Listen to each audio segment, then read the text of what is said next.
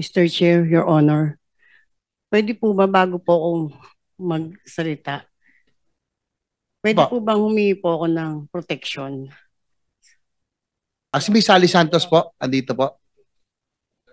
Miss Sally Santos, nung nakaraang hearing, nabanggit niyo po na ang kalakaran sa First Engineering District ay humihiram sila ng lisensya at kayo po ang isa sa nahiraman at si Wawaw.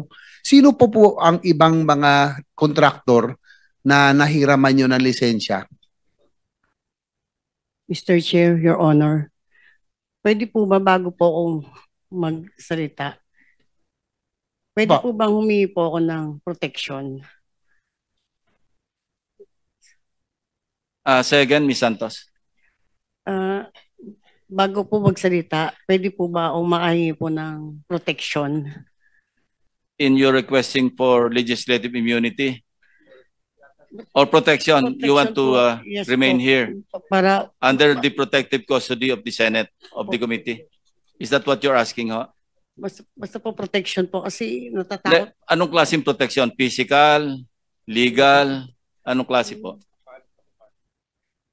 Ay, Your Honor, pwede po ba magpaalam po muna ako sa abogado? Go ahead, go ahead. Saglit lang po. Yes, ma'am. You discuss yung threats of protection. Senate protection po, Your Honor. Mr. Chair. Senate protection meaning physical protection. Opo, So, Your Honor. Gusto niyo pong mailalim ng protective custody ng Senado? Opo, Your Honor. Bago namin po gagrant yun, ipapaliwanag ko po sa inyo, kailangan po lahat ng isasalaysay ninyo, pawang katotohanan lamang. I understand you, nagsabit na po kayo ng affidavit, di ba? Yes, Your Honor. At pinarnis na natin sa mga members ng committee.